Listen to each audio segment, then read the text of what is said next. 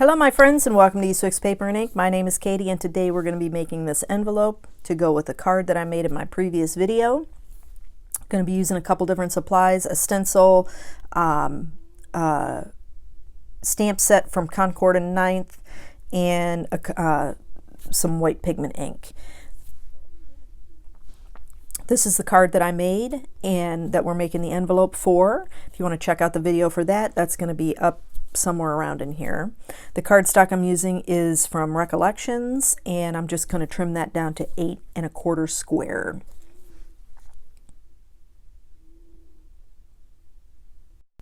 So the inks I'm going to be using is the picked raspberry distress ink and the wilted violet distress ink. I'm also going to be using, when I stamp the name, Gina K Designs Plum Punch. And I'm just going to be doing, before I trim down the envelope on the 1, 2, 3 punch board, some basic ink blending.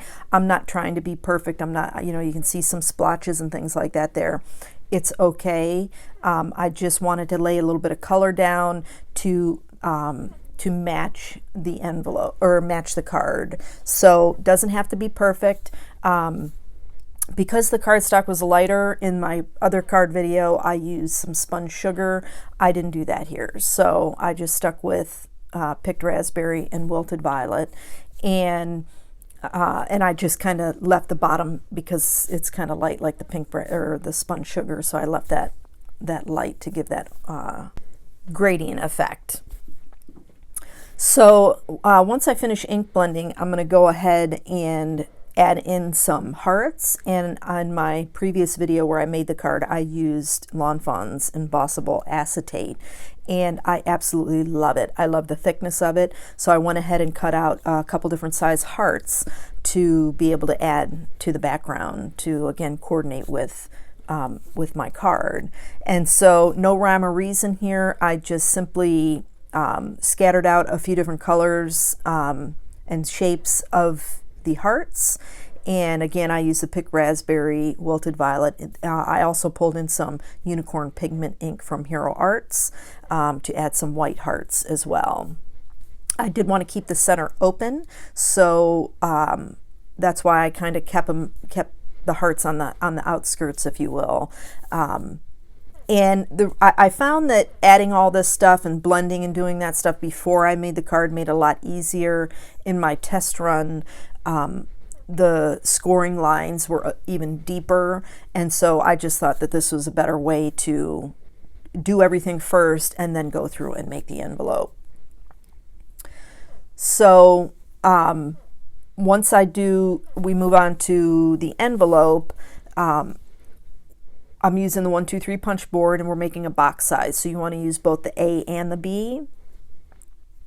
And what I noticed is when I started the envelope, the lines, it's easier to start from the bottom up to do your scoring lines. And then once you've, kind of figured out exactly, because where I put the scoring tool, it skipped, and so it wasn't,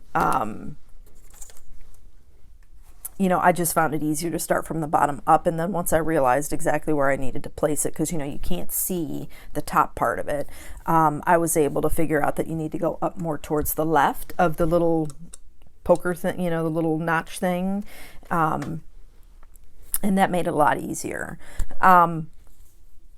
The bottom of the envelope there, you see I did end up off camera adding a little bit more ink to that, a little bit more pink and purple, just to soften those edges a little bit. They seemed really stark once I put the envelope together, and that just kind of took some of that sharpness away of that pink.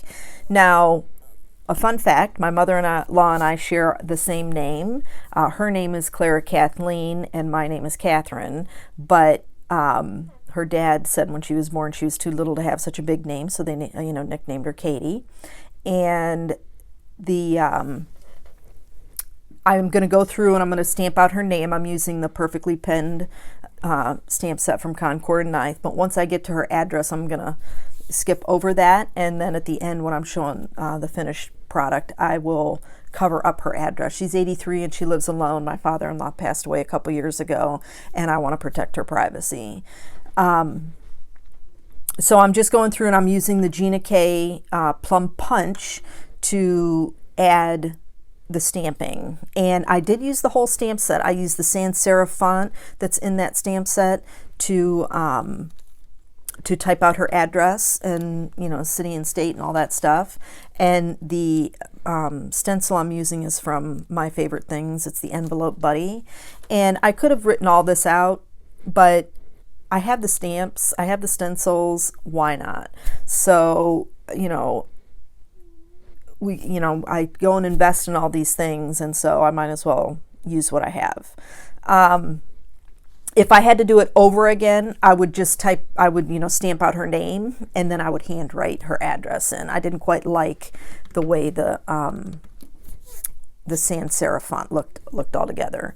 And so I'm using the skinnier lines on that stencil to stamp out her physical address.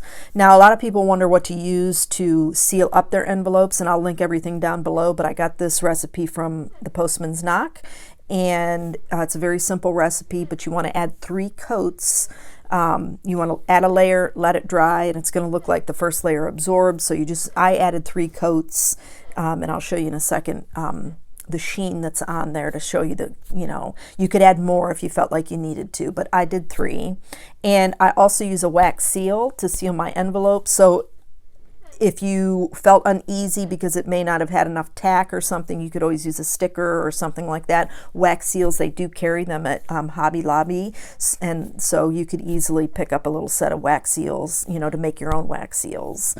Again, I did cover up her address, and just to protect her privacy. And that's going to finish up the envelope for today, guys. Super quick, super easy. Links for everything, recipes, all that stuff will be in the description box below, and for the products used as well. Thank you so much to all my new subscribers. You guys mean the world to me.